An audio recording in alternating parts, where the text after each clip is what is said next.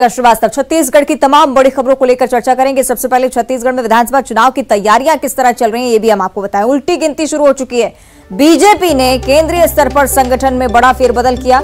छत्तीसगढ़ में पार्टी की स्थिति और रणनीति को देखते हुए प्रदेश के 3 नेताओं को बड़ी जिम्मेदारी दी गई। पूर्व सीएम रमन सिंह, राज्यसभा सांसद सरोज पांडे, पूर्व मंत्री लता उसेंडी बीजेपी के राष्ट्रीय अध्यक्ष जेपी नड्डा की टीम का हिस्सा है।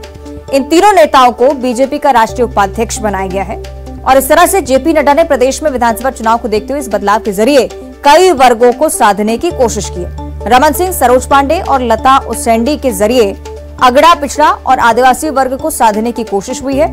2 महिलाओं को प्रदेश से बड़ी जिम्मेदारी देकर महिला वोटर्स को भी साधा जा रहा है और लता उसेंडी को कांग्रेस प्रदेश अध्यक्ष दीपक बैज की काट के तौर पर देखा जा रहा है। टीम नड्डा में चौंकाने वाला नाम पूर्व मंत्री लता उसेंडी का ही है, जिन्हें पार्टी का राष्ट्रीय उपाध्यक्ष बना दिया गया। बस्तर संभाग से पहली बार किसी महिला को बीजेपी ने कोर टीम में शामिल किया है। विधानसभा चुनाव में बस्तर की भूमिका को लेकर बीजेपी ने आदिवासी और पूर्व मंत्री लता उसेंडी को राष्ट्रीय उपाध्यक्ष बनाए हैं, जो कि एक बड़ा दावा।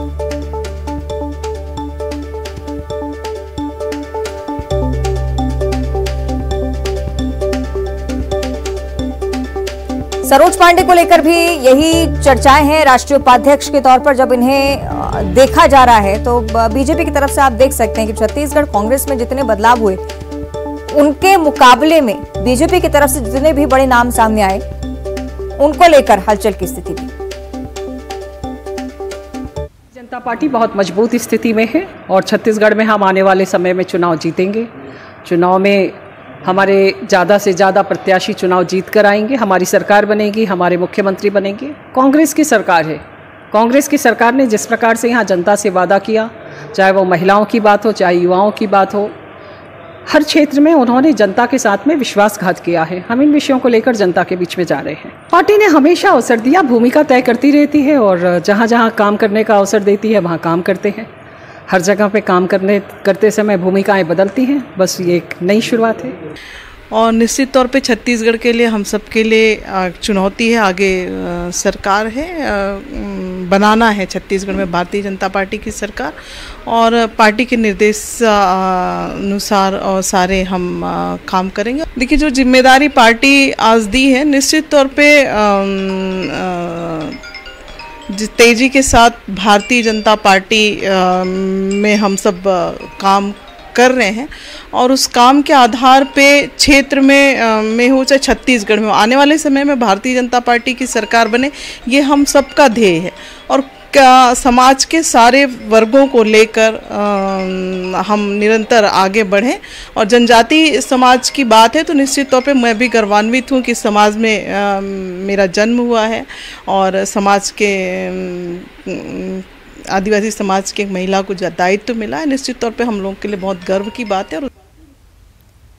तो छत्तीसगढ़ बीजेपी के 3 नेताओं को जेपी नड्डा ने अपनी टीम में शामिल कर लिया। विधानसभा चुनाव के मैदान में उतारने की रणनीति और इसी को सामने रखते हुए पार्टी जिसकी काट के लिए तुरंत कांग्रेस से कमान भी संभाली। पार्टी की तरफ से खुद सीएम भूपेश बघेल ने बीजेपी पर पलटवार किया, निशाना साधा। कहा कि अभी तो कुछ ही दिन पहले धर्मलाल कौशिक को कार्यकारिणी में शामिल किया था, अब जब चुनाव है तो कुछ और नेताओं का कद थोड़ा सा बढ़ाया गया है। सीएम के साथ प्रदेश कांग्रेस अध्यक्ष दीपक बैज ने भी लगे हाथों बीजेपी के इस बदलाव पर तंज कसा। कहा कि बीजेपी ने बदलाव करते करते जरा देर कर दी, बस्तर हाथ से निकल चुका है। उन्होंने लता उसेंडी को बीजेपी का राष्ट्रीय उपाध्यक्ष बनाए जाने पर बधाई दी। तो कार्यकारिणी में इसको धर्मलाल कौशिक को मिली है ना 2 दिन पहले।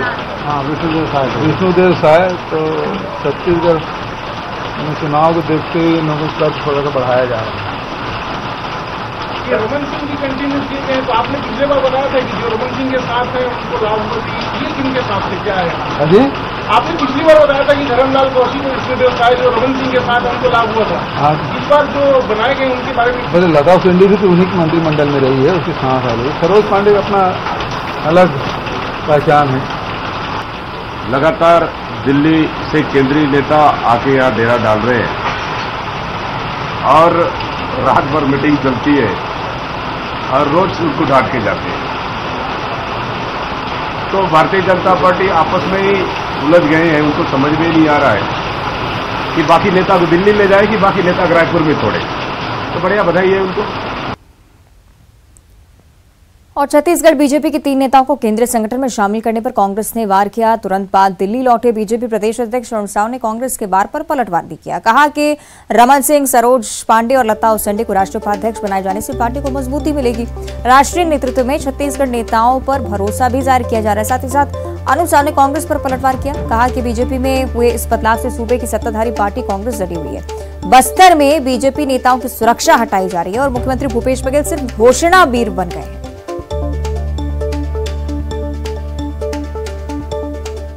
बड़ा महत्व मिला है।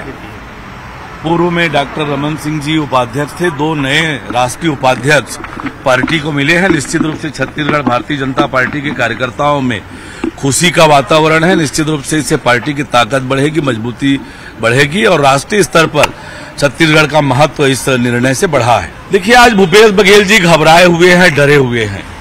आज वो जनता का सामना नहीं कर पा रहे हैं और उनके मंत्री, उनके विधायक पूरी तरह से डरे हुए हैं, इसलिए इस प्रकार की बातें करते हैं। भारतीय जनता पार्टी मजबूती से आगे बढ़ रही है और हमारे 3 राष्ट्रीय उपाध्यक्ष छत्तीसगढ़ से हैं, इससे भी उनको घबराहट हो रही है। लगातार ये काम हो रहा है बस्तर के हमारे नेताओं का, उनसे सुरक्षा वापस लेने का काम ये राज्य सरकार कर रही है। राज्य सरकार की जवाबदारी है सुरक्षा सुनिश्चित करने का, पर यह राज्य सरकार जानबूझकर ऐसे करके भारतीय जनता पार्टी के नेता और पदाधिकारियों को परेशान कर रही है। राज्य के मुख्यमंत्री भूपेश बघेल जी घोषणावीर हो गए हैं। चला चली की बेला है। 5 साल तक उनको याद नहीं आई कि छात्र संघ चुनाव कराएं। जैसे 5 साल उन्होंने ठगने का काम किया, 5.25 साल जाते जाते भी ठगना चाह रहे हैं। पर ये छत्तीसगढ़ के हमारे युवा, छत्तीसगढ़ के लोग आपको अच्छी तरह से जान गए हैं। आपने धोखा दिया, आपने ठगने का काम किया, फिर से आप पिटारा लेकर आए हैं छत्तीसगढ़ की जनता को, छत्तीसगढ़ के विद्यार्थियों को, छत्तीसगढ़ के अधिकारी कर्मचारियों को और वो आपकी बात में अब नहीं आने वाले हैं। इधर चुनावी साल में मुख्यमंत्री भूपेश बघेल और उप मुख्यमंत्री टीएस सिंहदेव करोड़ों रुपए की सौगात देने के लिए कोरबा पहुंचे। उन्होंने मेडिकल कॉलेज कैंपस समेत कई अन्य संस्थाओं का भूमि पूजन किया, लोकार्पण किया। साथ ही उन्होंने घंटाघर में आयोजित जनसभा को संबोधित किया। मुख्यमंत्री ने 1320 मेगावाट विद्युत संयंत्र मेडिकल कॉलेज कैंपस का भूमि पूजन किया। इसके साथ ही स्वामी आत्मानंद अंग्रेजी कॉलेज, नगर पालिका निगम कोरबा में निर्मित प्यारे लाल कंवर स्मृति पुस्तकालय, smart library, smart kid zone स्थापना की सौगात दी है। शैक्षणिक वातावरण निर्माण के लिए स्वामी विवेकानंद शैक्षणिक संस्था का भी निर्माण, साथ ही साथ खेल संबंधी गतिविधियों के लिए 500 सीटर छात्रावास भवन निर्माण करवाया है। इस कार्य का भी लोकार्पण। टीपी नगर स्थित प्रियदर्शनी इंदिरा स्टेडियम में खेल अकादमी की स्थापना कार्य, शिलान्यास और लोकार्पण। इसका भी मानिकपुर पोखरी को इको पार्क के रूप में सौंदर्यीकरण और विकास कार्य का भूमि पूजन, लोकार्पण मुख्यमंत्री ने किया है। ये तमाम बड़ी घोषणाएं और साथ ही साथ लोकार्पण का कार्यक्रम भी आज काफी बड़े स्तर पर। सोचे थे एक विकास किया जाए तो 3 गुना बड़े पावर प्लांट यहाँ स्थापित किए जाते। सबसे बड़ी बात यह है इन्वायरमेंट क्लियरेंस और कोयला के उपलब्धता के अनुमति यहाँ मिल चुके हैं। एक थर्मल पावर प्लांट लगभग 2029-30 में शुरू हुई, लेकिन जेन गति से एक सारा प्रक्रिया का प्लान तो मैं समझता हूँ कि 2028 के पहले से शुरू कर ले, वो ऐसा मतलब विश्वास परियोजना है जिसमें 7,700 मेगावाट बिजली का उत्पादन होगा। ये छत्तीसगढ़ के नागरिकों को ऊर्जा उपलब्ध कराने का बड़ा स्रोत बनेगा। आज हमारे को उपयोग में बिजली लगभग कितनी आती है? 5,000, 5,200, 5,300 मेगावाट की, और हमारी क्षमता अपनी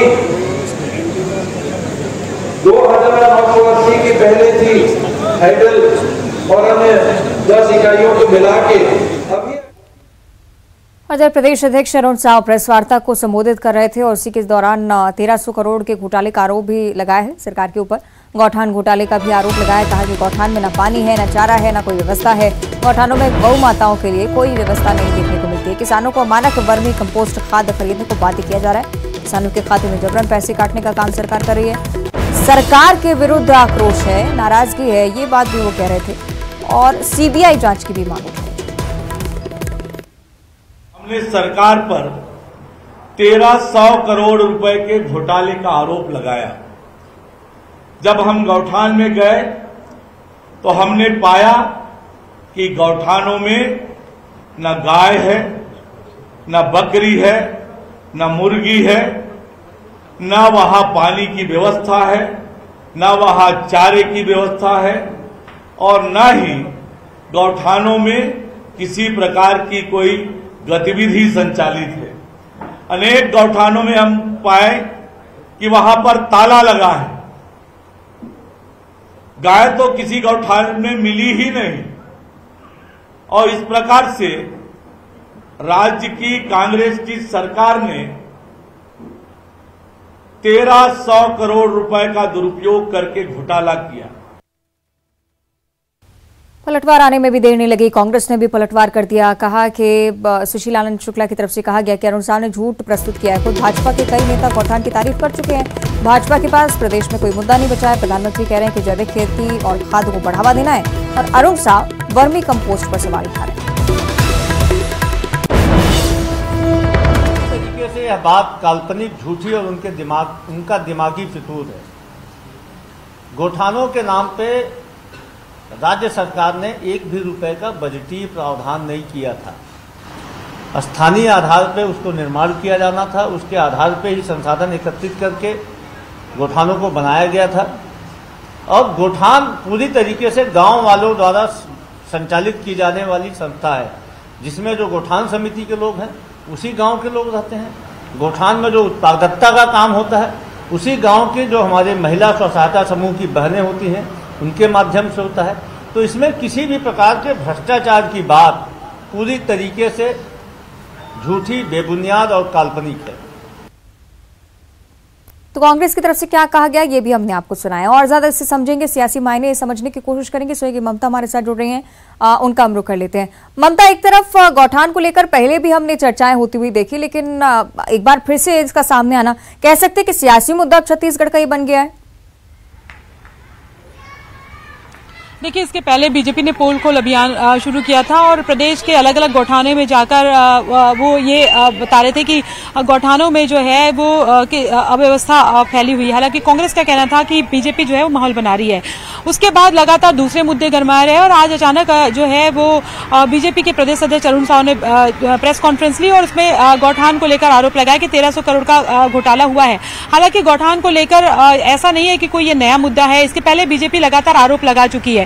वहीं भी कांग्रेस का कहना है कि जो नरवा गरवा घुरवा बाड़ी योजना है और सरकार की जो गौठानों को लेकर योजना है उसको लेकर जो है वो खुद सरकार को कई जो है वो इनाम मिल चुके हैं और सबसे बड़ी बात यह है कि केंद्र सरकार ने ही वो अवार्ड दिए हुए हैं। ऐसे में बीजेपी के जो लीडर्स हैं उनको सोचना चाहिए कि वो किस तरह का आरोप लगा रहे हैं। कांग्रेस का कहना है कि बीजेपी जो है हमेशा गाय को वोट बैंक के रूप में यूज करती है और वोट उनके लिए गाय से जो है वो एक से वोट बैंक है और यही वजह है कि जब बीजेपी के पास कोई मसला नहीं बचता है तो यही कोशिश करती है या तो वो लड़वाने वाले हिंदू मुस्लिम वाले मुद्दे लेकर आ जाएगी या फिर गाय गौठान ये सब मुद्दे लेकर आ जाएगी।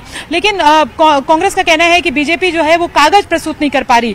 वहीं बीजेपी का कहना है कि लगातार किसानों के साथ जो है वो सरकार जो है वो छल कर रही है और जिस तरह की खरीदी दिखाई जा रही, गोबर खरीदी और तमाम चीजें गौठानों की जो स्थिति दिखाई जा रही वो नहीं दिखाई दे रही।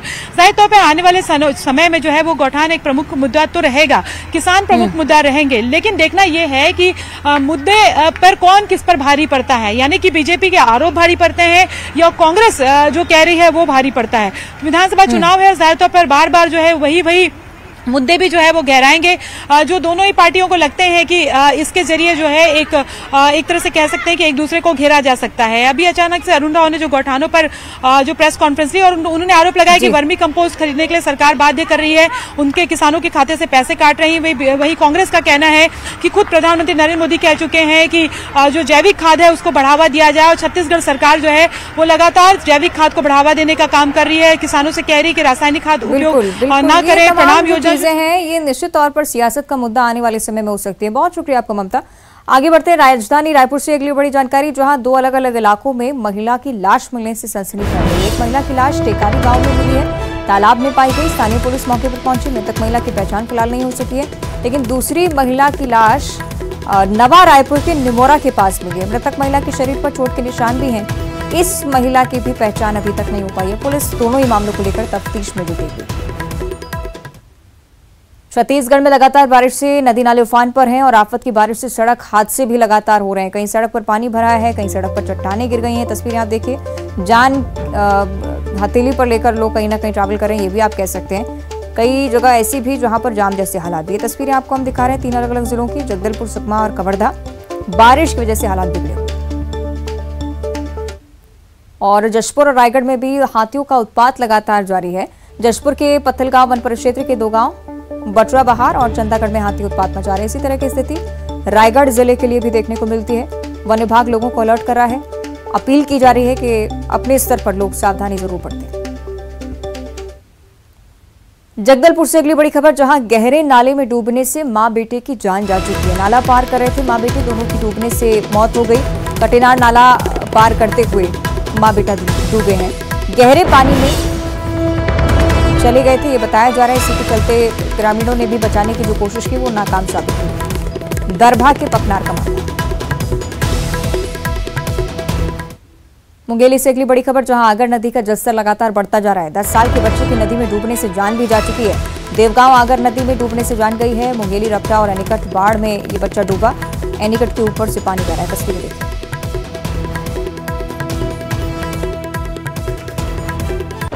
और बलौदाबाजार में भी कुछ इसी तरह की घटना सामने आई है। नदी में छात्र डूब गए हैं। 5 दिन बाद उसका शव पाया गया है। 5 दिन बाद शिवनाथ नदी में छात्र का शव मिला। 24 जुलाई को एडमिशन के लिए कॉलेज गया था, उसके बाद डूबने की सूचना सामने आई थी, लेकिन अब जाकर शव देखा गया। 18 वर्ष का उमेश है छात्र, जिसका शव अब मिला है।